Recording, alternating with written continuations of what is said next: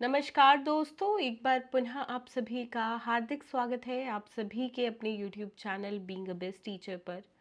दोस्तों, बीएड के एग्ज़ाम्स जो हैं उनके अंदर आंसर राइटिंग का क्या तरीका रहता है जिससे आपको ज़्यादा से ज़्यादा मार्क्स मिले, तो वो इस वीडियो में हम डिस्कस करने वाले हैं। काफ़ी सारी आंसर शीट्स हैं जो मैं आपको दिखाऊंगी, जिससे आपको पता चलेगा कि बेस्ट आंसर राइटिंग का तरीका क्या होता है और वर्स्ट आंसर राइटिंग का तरीका क्या होता है। यहाँ पे during my checking I able to manage few of the जो आपकी शीट्स रहती हैं, तो उसी में से ही मैं जो है कुछ स्टूडेंट्स की जिनके अच्छे और बुरे मुझे दोनों लगे वो दोनों दिखाऊंगी। ठीक है, चलिए। ये एक स्टूडेंट की आंसर शीट है। यहाँ पे इसको दिखाने का सबसे मेन पॉइंट है कि भाई देखो, आंसर राइटिंग का एक तरीका होता है। ठीक है, ये दोनों मीडियम के स्टूडेंट्स के लिए है, इंग्लिश मीडियम हिंदी मीडियम। हम मीडियम से कोई ऐसा सॉरी फ़र्क नहीं पड़ता। फ़र्क पड़ता है तो मेनली पड़ता है कि आपकी आंसर राइटिंग का तरीका क्या है। ठीक है, आप इंग्लिश में आंसर लिखो, हिंदी में, वो आपकी मर्जी है। ठीक है, सबसे पहले होना चाहिए इंट्रोडक्शन यानी कि परिचय। अच्छा, अब कुछ स्टूडेंट जो है इस इंट्रोडक्शन को मात्र 2 से 3 लाइन में लिखते हैं, जो कि अगेन गलत है। ये कम से कम 4-5 लाइंस का होना चाहिए। तो यहाँ पे जो स्टूडेंट ने लिखा है 4 से 5 लाइन में, वो बिल्कुल करेक्ट है, 100% सही है। अब इसमें गलती बताती हूँ क्या है। गलती ये है कि हम अपेक्षा करते हैं एज अ टीचर कि आप जो है ब्लैक पेन से अपना हेडिंग्स लिखोगे। ठीक है, और मेन कंटेंट ब्लू पेन से लिखोगे। तो ये गलती इसमें है, ये ब्लू पेन से नहीं लिखा होना चाहिए था, बल्कि हेडिंग ब्लैक पेन से होनी चाहिए थी। साथ में इस बच्चे ने देखो जो डेफिनेशन इंक्लूड की है, परिभाषा लिखी है, वो भी यहाँ पे नाम जो है जिनके द्वारा परिभाषा दी गई है, ये भी अगेन होना था ब्लैक पेन से, जो कि नहीं किया गया है। ठीक है, फिर इनका मेन आंसर यहाँ से शुरू हो रहा है। ठीक है, अब ये एक लाइन छोड़नी चाहिए थी, यहाँ एक लाइन छुट्टी होनी चाहिए थी, यहाँ होनी चाहिए थी, फिर यहाँ से शुरू होना चाहिए था। बात करूँ हैंड राइटिंग की, तो हैंड राइटिंग सेटिस्फैक्ट्री है। ठीक है, ठीक है, बहुत अच्छी भी मैं इसको नहीं बोलूँगी और बहुत ख़राब भी नहीं बोलूँगी। ठीक है, आगे बढ़े तो देखिए फिर से संस्कृति का अर्थ प्रॉपर हेडिंग लिखी हुई है। हाँ, ये ब्लैक पेन से नहीं है पर अलग से दिख रही है, तो ठीक है। फिर अपना जो है प्रॉपर इन्होंने क्या किया हुआ है, डिस्क्राइब किया हुआ अपने आंसर को, जो कि सबसे मेन है। पर देखो यहाँ पे इसने ट्रिक खेली हुई है कि इतना छोड़ा हुआ है, बल्कि ये यहाँ से शुरू होना चाहिए था या यहाँ से। ठीक है, पैराग्राफ चेंज है तो यहाँ से शुरू होता। ये इतनी लाइन का क्या मतलब, और प्लस एक एक लाइन आप बीच बीच में छोड़ सकते हो। बिल्कुल ये नहीं है कि एक भी लाइन नहीं छोड़नी है। साथ में एक चीज़ का ध्यान रखना है, हेडिंग्स के अंदर कोई स्पेलिंग मिस्टेक ना हो। इस स्टूडेंट ने देखो डेफिनेशन की स्पेलिंग गलत है। ठीक है, सॉरी, डेफिनेशन की स्पेलिंग गलत है, जो कि नहीं होनी चाहिए थी। तो ये हेडिंग्स में ना हो, बीच में देखो होंगी, वो उन पे मेरा ध्यान भी नहीं जा रहा है। हल्का हल्का मुझे पढ़ना है, फिर टिक कर देना है, जो कि हर एग्जामिनर करता है मोस्टली। ठीक है, बट हेडिंग्स में अगर गलती है तो वो पकड़ी जाती है। एक चीज़ और, अब देखो यहाँ पे स्टूडेंट ने कुछ डेफिनेशंस इंग्लिश में लिखी हैं, जो कि हिंदी मीडियम का स्टूडेंट है। इससे मुझे कोई फ़र्क नहीं पड़ता, बच्चे को कॉन्सेप्ट क्लियर है, डेफिनेशंस, थोड़े बहुत नाम, ये सब इंग्लिश में आप लिख सकते हो, इतना अलाउड होता है, ये चल जाता है। तो ये बिल्कुल करेक्ट तरीका है। ये बहुत बार स्टूडेंट्स पूछते हैं कि मैम इंग्लिश में हेडिंग्स लिख सकते हैं और कंटेंट हिंदी में, तो बिल्कुल आप कर सकते हो, ये अलाउड है। डेफिनेशंस अगर आपको परिभाषाएं इंग्लिश की आती हैं वो आप लिख सकते हो। ठीक है, फिर यहाँ पे देखो संस्कृति की प्रकृति लिखी हुई है। अब इसमें एक गड़बड़ है, वो बताती हूँ क्या है। यहाँ पे फ्लो चार्ट नहीं है, होना चाहिए था फ्लो चार्ट। संस्कृति की जो प्रकृति है, इस तरीके से जितनी भी प्रकृतियाँ यहाँ पे मेंशन है, 4 हैं, तो 4 के लिए फ्लो चार्ट होना एक आवश्यक था। और फिर 1 2 3 ऑन करके सारे एक्सप्लेन बारी बारी से होते, वो सही तरीका यहाँ पे रहता। बाकी इस बच्चे का जो है वो ठीक है, ऐसा नहीं है ये पास नहीं होगा, इसको अच्छे खासे नंबर मिल जाएंगे बच्चे को, क्योंकि इसको जानकारी है, नॉलेज है, कंटेंट जो लिखा है वो सही है, पढ़ के अपना लिखा हुआ है बच्चे ने। ठीक है, अब अगली आंसर शीट पे बढ़ती हूँ। तो अगली आंसर शीट है ये। ठीक है, ये वाला पेज मैं आपको दिखाती हूँ। ऊपर देखो, इसमें हैंड राइटिंग भी अलग आई हुई है, आई डोंट नो ये कैसे आई हुई है, बट अलग है हैंड राइटिंग, ये बिल्कुल अलग है और ये बिल्कुल अलग है।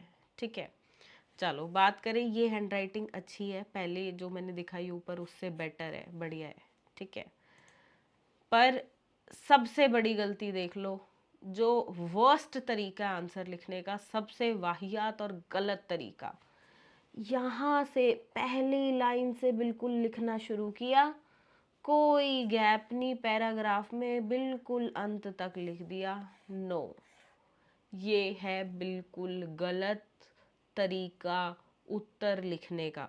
इससे पहले वाला जो बच्चा था, इसने जो तरीके से उत्तर लिखा है ये सही था, समझ रहे हो। ये जो है ऊपर से नीचे तक भर देना शीट को, ये है तरीका सबसे गलत। ठीक है, क्लियर है कि वाहियात गलत तरीका बिल्कुल क्या है। अब अगले स्टूडेंट ही देखते हैं। अब देखो, स्टूडेंट ने अच्छा किया है काम, ठीक है, पर इसके आंसर, इसकी एक तो राइटिंग में बहुत प्रॉब्लम है, घसीटा मारा हुआ है राइटिंग में बिल्कुल। ये चीज़ नहीं होनी चाहिए, आपकी राइटिंग सेटिस्फैक्ट्री होनी चाहिए बिल्कुल। मतलब मैं ये नहीं कह रही बहुत अच्छी राइटिंग हो, एवरेज हैंड राइटिंग तो आपकी हो कि देखने में ठीक ठाक लगे, अच्छी नहीं लग रही तो ठीक ठाक लगे।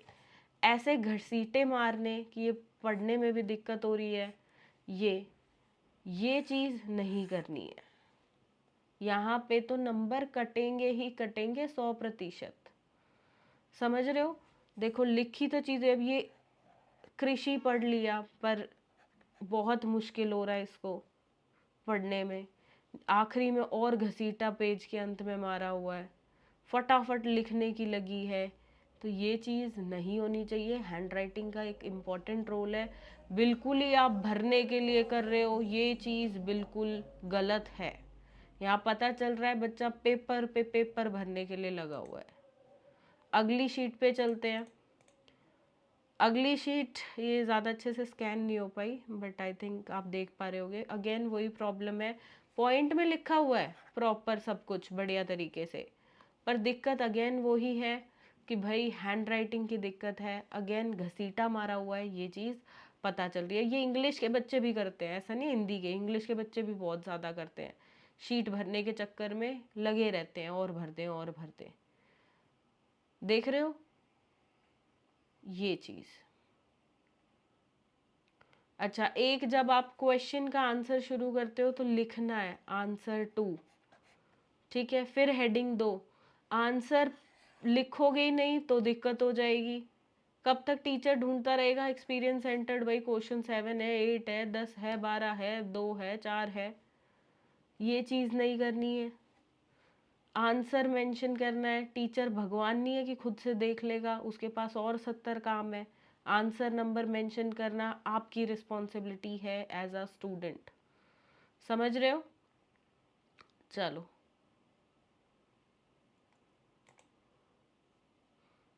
इसमें से ये रहा,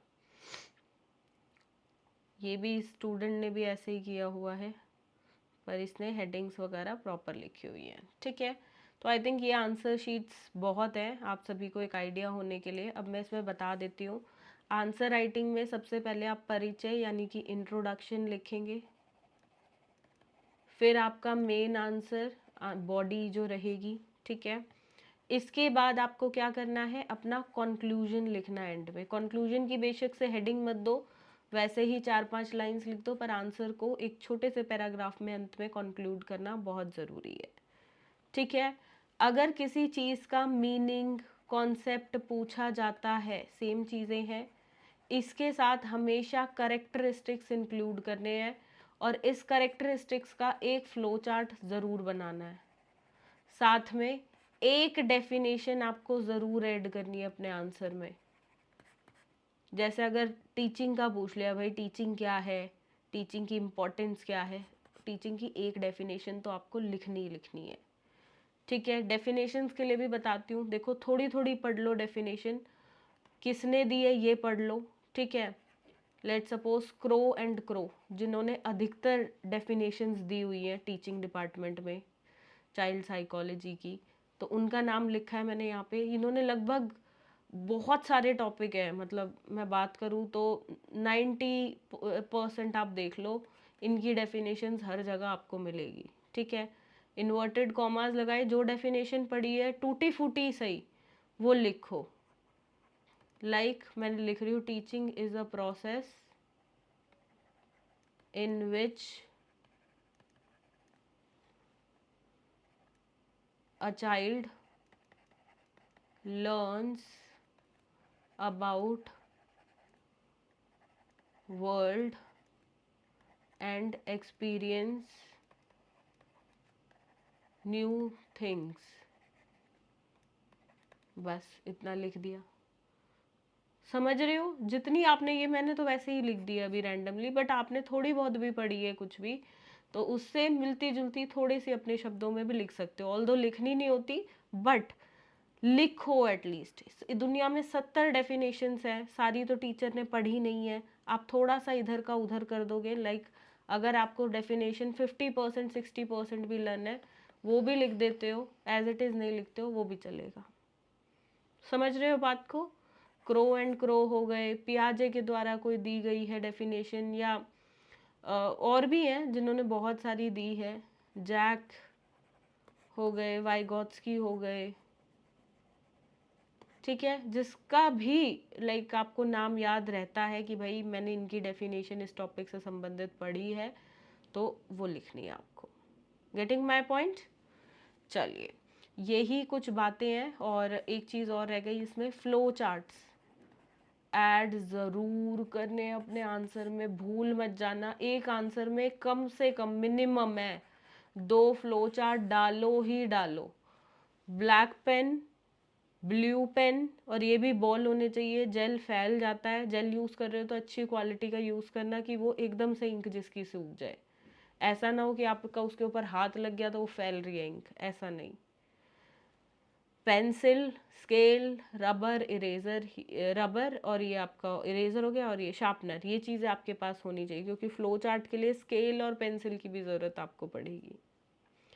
ठीक है, तो ये कुछ बातें हैं जो अपकमिंग एग्ज़ाम्स के लिए आप बिल्कुल ध्यान रखिएगा फ्रेंड्स। एंड हम चाहेंगे आप एक अच्छे से अच्छा स्कोर करें, और आपकी जो जर्नी है आपकी टीचिंग की वो और बेहतर रहे, और एग्ज़ाम्स आपके लिए जो है जितनी परसेंटेज आप सोच कर चल रहे हो उससे ज़्यादा ही आपको मिले, तो ये कामना करते हैं। इसी के साथ वीडियो पसंद आई हो तो लाइक करिएगा, अपने फ्रेंड्स के साथ शेयर करना बिल्कुल नहीं भूलना है, कॉलेज ग्रुप्स में अपने दोस्तों के साथ शेयर ज़रूर करिएगा। बाकी अगर कोई क्वेरी हो इससे रिलेटेड तो कमेंट सेक्शन में आप सभी पूछ सकते हैं। इस वीडियो के लिए इतना ही, मिलते हैं बहुत जल्दी एक नई वीडियो में। धन्यवाद, जय हिंद।